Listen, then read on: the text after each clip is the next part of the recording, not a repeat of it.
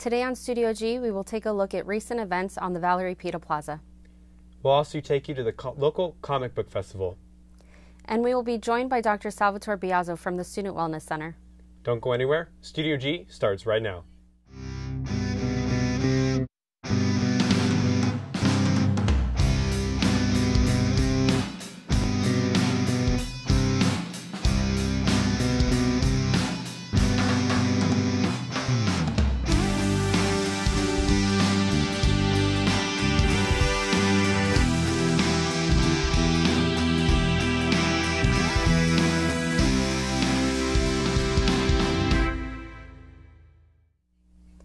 Thank you for joining us on Studio G. I'm Marlette Youssef.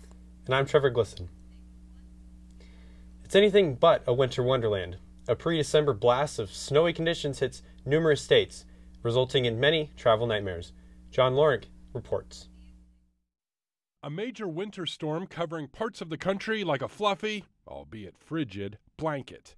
Sure, it looks nice, but if you're trying to get from point A to point B, you know, if I get there, I do. If not, well, then brought plenty of things to keep me busy in my briefcase. Inclement weather forced more than 1,600 flights to be canceled Monday, according to FlightAware.com. O'Hare International Airport in Chicago was hit especially hard, with more than 1,300 flights grounded. And that was canceled, so then I had to hurry and find another flight. So I actually flew out of Reagan in D.C.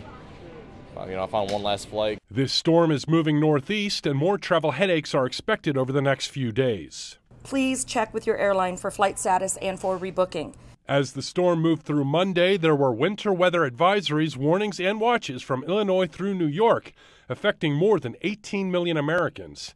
And this storm is also causing problems for travelers on the roads. They had to pull their plows off, so they could not treat the roads. But some stranded travelers are making the most of the situation. The hospitality in Flint is awesome. I have to say, I'm very excited about the fun I had here. Unfortunately, bad memories of the storm, but I'll laugh about it in the coming years. I'm John Lawrence reporting. Snowfall totals are expected to reach up to 16 inches in some parts of Iowa. New details have been released about the deadly shooting in Thousand Oaks, California. Nearly 3 weeks ago, Randy Page describes what the sheriff called a carefully planned attack during college night at the Borderline Bar and Grill.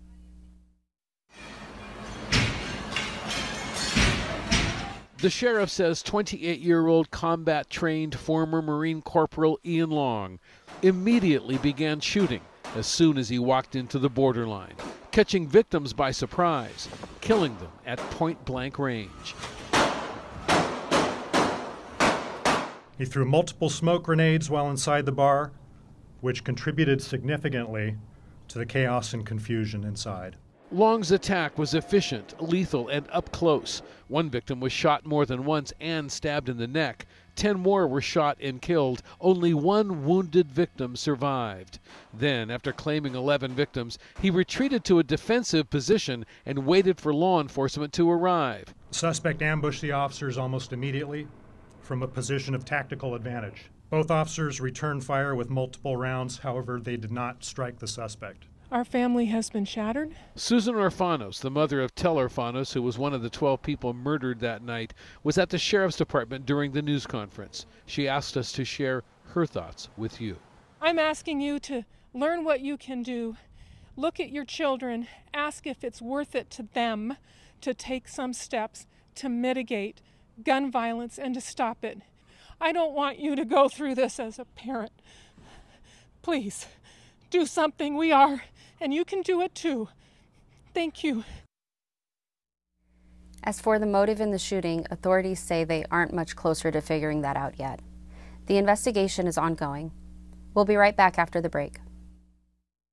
Minute show that airs every Tuesday evening at 91.5. You're going to hear Dr. Gary Larson along with our regular contributors talking about what matters to our community. And not only what matters, but why does it matter? We look at our community as a whole, but we also pay special attention to what's happening here at UNLV because that's our home as well. So looking at our metropolis through the lens of a radio show really gives us the unique perspective to tell a story through words and through people. And I think it makes for a great program.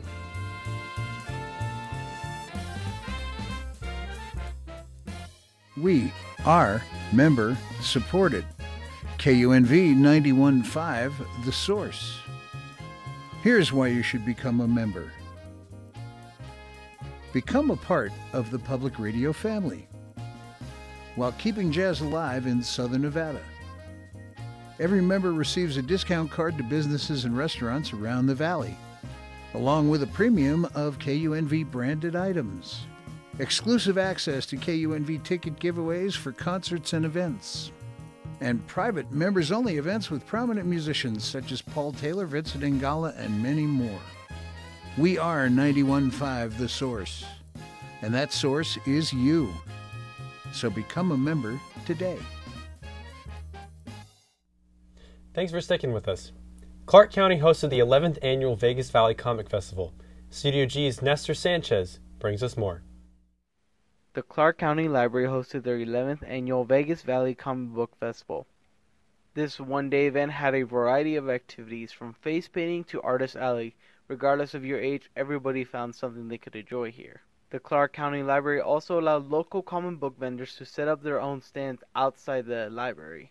One of the biggest attractions at the event was Artist Alley, where local artists were able to showcase their creations. The Clark County Library even had a drawing station to teach the kids the basics of drawing in comics. The Comic Book Festival hosted a variety of special panels throughout the day. I mean, if Dracula's king down there, no question there.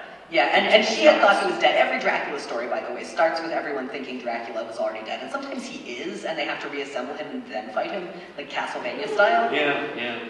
The rib and the eyeball. Yeah. No matter how many women tried to stop him. Apparently he's just battling his way through sexy women. No matter how many women try to stop him. So yeah, this is actually a little bit of a trend in terms of the early American marketing of Bond.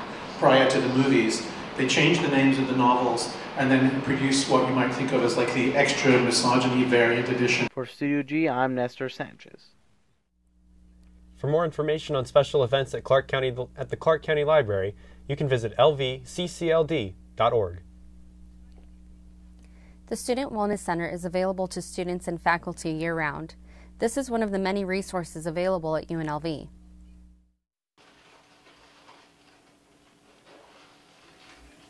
The Student Wellness Center offers a range of care for students and faculty here.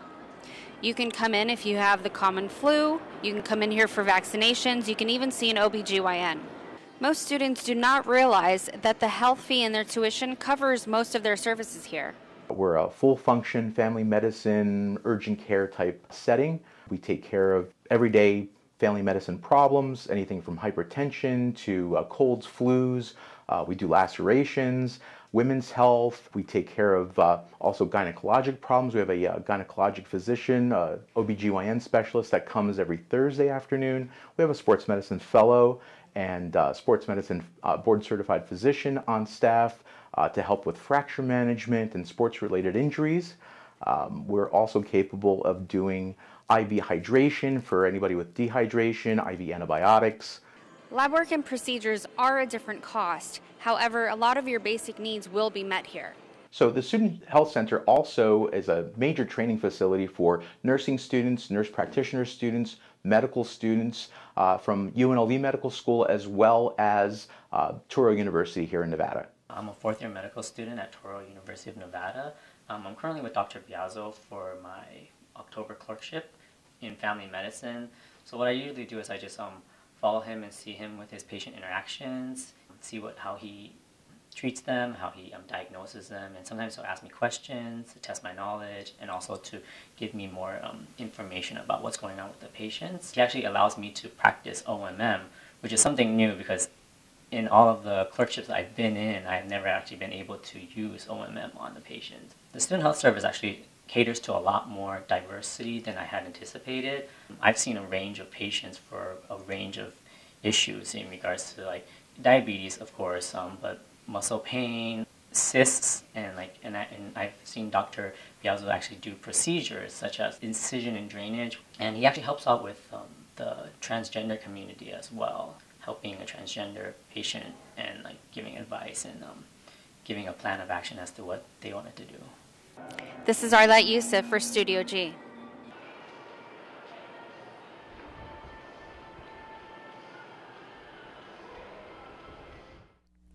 After the break, we'll be joined by Dr. Biazzo himself to discuss the services provided at the Wellness Center.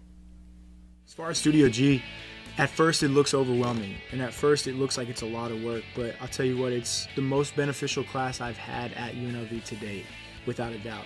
You get to not only develop stories and work on your interviewing skills, your editing skills, and your shooting skills from a camera perspective, you get to work on all the equipment that's in the studio. So you're working on audio, you're working on directing, tech directing, you get to produce your own show. You can take a 30-minute newscast and make it your own. And that's really cool about Studio G. Like I said, a lot of it seems overwhelming at first, but it is by far the best class I've taken at UNLV since I've been here. Do an internship, you have to do an internship. It's one of the requirements for a journalism major. You have to do an internship before you can graduate. Definitely having an internship as a requirement really helps push yourself out there and to just remind you that your graduation is coming up soon. You're going to have to need some work experience in your career. So it's really good to put yourself out there early on, and they tend to help students a lot more. So when you do a student internship, it really helps out a lot.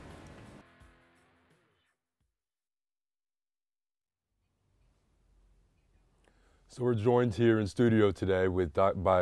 Biazzo, a UNLV senior physician from the Student Wellness Center. Doctor, thank you for making some time for us today. Glad to be here, Sebastian. So I want to start off today's conversation with just promoting the need for healthcare and just having students actually get in. And in our generation, there's been a big push for universal healthcare. We take a look at the Canadian model that's been touted. But for some students, they're not aware of their options and they possibly think they can't afford it. What would you tell those students? That's one of the main reasons I decided to come and talk today, is because we have such a great resource for students on campus. As you know, we're one of the most diverse campuses in the country, and with that comes a wide spectrum of different healthcare concerns and problems. And so we're here to help address any health concerns that the students might have, anything ranging from the common cold to more life-threatening conditions even. So we're a full spectrum family medicine type office / urgent care. We're also open to the faculty and staff as well. We have 2 separate clinics. We have the Student Health Center upstairs, and we have the FAST Center, or Faculty and Staff Treatment Center, downstairs. So we're dealing with a student population, a demographic that possibly for the first time they may be having to get health insurance on their own, and they're not on their parents' plans, and Absolutely. They might be confused. What would you tell a student who's in that position thinking that they might not be able to afford the health care? Absolutely. I urge them, please come in, talk to us. The student health fee that all the students at UNLV are charged actually entitles them to come into the health center for access to medical care. However, some specialties, certain drugs and other medications that we use obviously aren't covered under that health fee. However, we do have a case manager on staff with us, and she will help to plug them into community resources, Nevada Health Link to obtain insurance. So if the student's feeling overwhelmed and doesn't know where to go, please come see us. We'll help to kind of channel you into proper health care. Now, there's generational health trends and health concerns that each generation, goes through. And I know recently, for the past few years, actually, UNLV has partnered with the I Quit For campaign. That's right. For smoking. And if we take a look at this current student demographic, the popularity of the Juul has increased and increased. What are some health concerns, not only with smoking tobacco, but with electronic cigarettes, vaping? Well, tobacco is well documented. We know the dangers that are inherent with tobacco smoking, especially with all the chemicals and preservatives that they put into that. Vaping's newer. We don't really have lots of research available yet, but looking at some of the chemical components that are in the vape fluids, it's rather concerning. Some of the materials in there resemble antifreeze, and so I don't know about you, but I wouldn't want to be smoking antifreeze. So we don't know what the long-term effects are. There are studies that are coming out that are saying it might actually be worse than smoking. There's some conflicting studies saying it's a little bit safer. So the truth is we really don't know the full spectrum of problems that might be associated with vaping just yet, but there are some concerns, so we're kind of keeping a close eye on the studies. Now, we're about to be in full swing when it comes to flu season. Oh, yeah. What are some preventative measures and some tips that you'd recommend for students so we can go on our winter break happy? Absolutely. The most prominent thing I can say is cover your cough and wash your hands. The flu is spread by respiratory droplets, right? So if you're sneezing or coughing, you wipe your nose. If you're not washing your hands quickly, you're using a hand sanitizer, you're spreading that virus, and it's quite contagious. So the other thing I can urge students to do is, if you're feeling ill, please don't go into a crowded classroom. Stay home, come to the health center, let us take a look at you. We're glad to give you a note for school if you're really sick, and that way at least kind of contain that virus and keep it from getting exposed to other students. Of course, the other thing you can do preventatively is get the flu shot, and that's free to all students and faculty and staff at UNLV. Interesting. That's good to know. That's definitely good to know.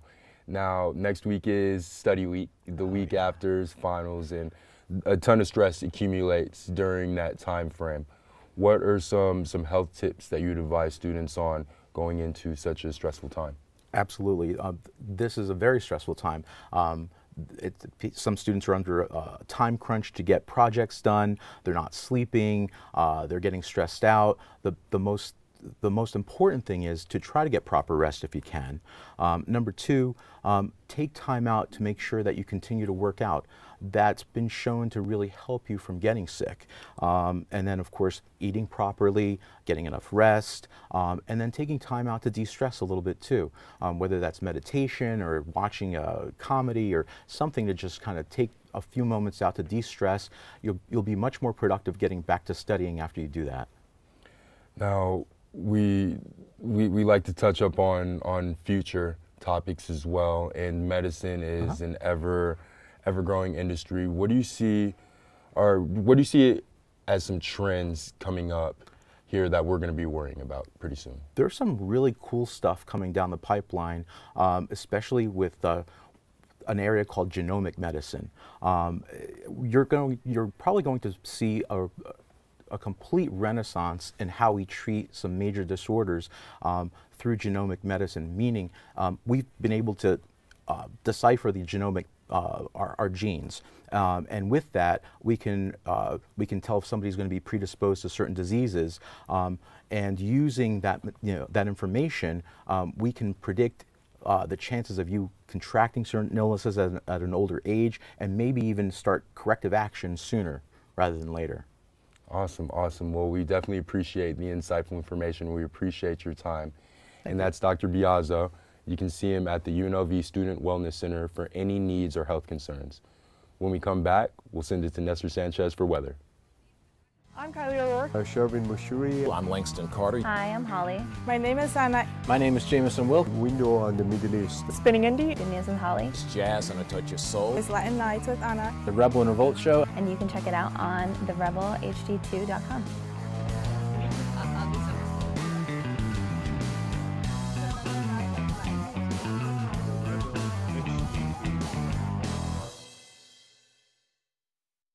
The show's name is the Rebel and Revolt Show. Pretty good show about, just someone who will actually talk about UNLV the way an outsider might feel. We talk about current events, we talk about politics, try to take an offensive swing with it. Sometimes it's hit or miss, and then we talk about, the little things in life that everybody laughs about. And we are the Rebels and we are revolting. My name is Jameson Wilk and I run the Rebel and Revolt Show, and you can tune in at therebelhd2.com. The Valley is experiencing colder weather as we approach the end of the semester. Nestor Sanchez has more of what we could experience over our weekend. Nestor? Good morning, Rebels. My name is Nestor Sanchez, and as you can see, currently it's 55 degrees. The highest you're going to see today is 67 degrees, while the lowest is 50, which is actually not bad. It's going to be a mostly sunny day. You're going to see a lot of clouds throughout the day for one main reason. Give us a moment. All right, let me move out of your guys' way. As you can see, there's a 70% chance of rain tomorrow, which is good because it's been a while since the last rain here in the Valley. But if you wash your car, it's bad because Vegas the same luck that everybody has with Vegas happens again.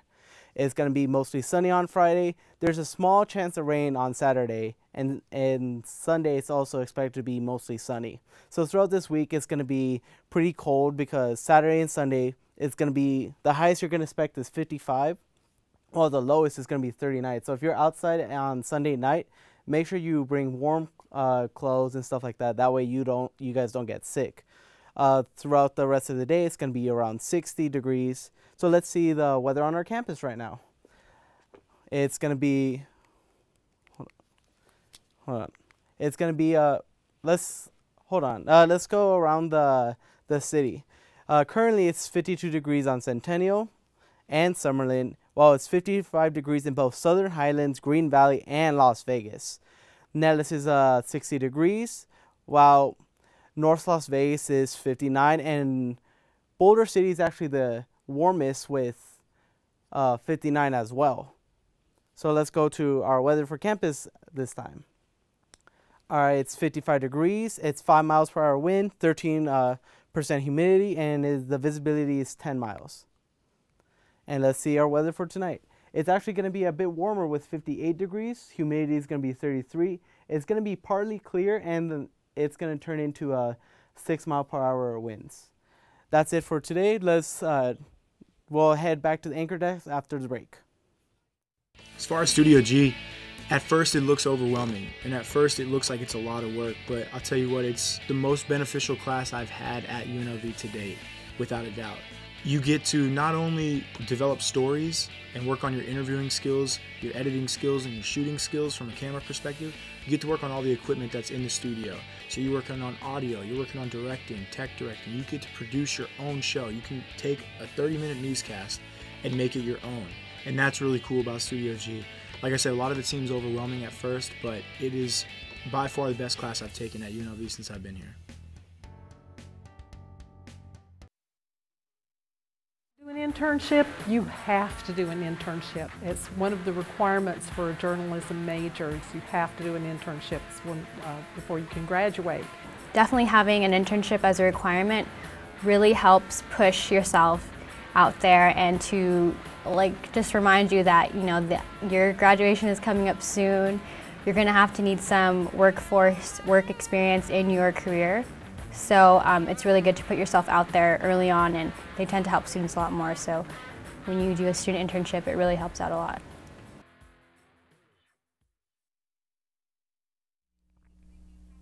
The UNLV International Council recently held the Parade of Flags at the Valerie Pida Plaza. Studio G's reporter, Diva Carter, takes a look at global diversity here on campus. We're here at the Parade of Flags to find out more about global diversity. UNLV's International Council put on its cultural event, the Parade of Flags, on campus at the Valerie Pida Plaza. Rebels joined together, bonding over food and music. Students were asked to participate in games and learn the difference between the flags.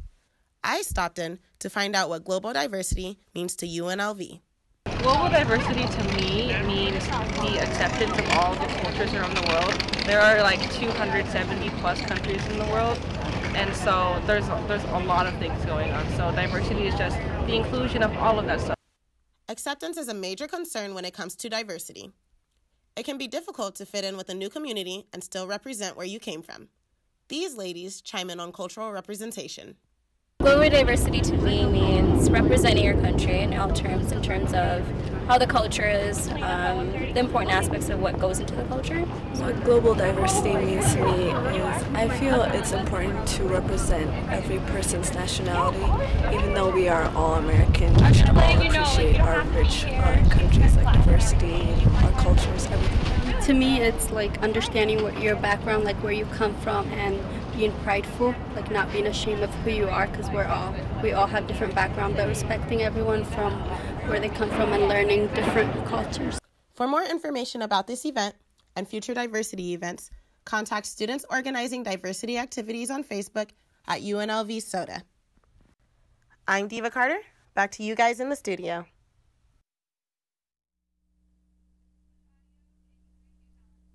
It's great to see organizations dedicated to enriching our diverse campus and its many cultures. The Valerie Pida Plaza has been busy. The Rebel Events Board recently hosted a fall fair at the plaza.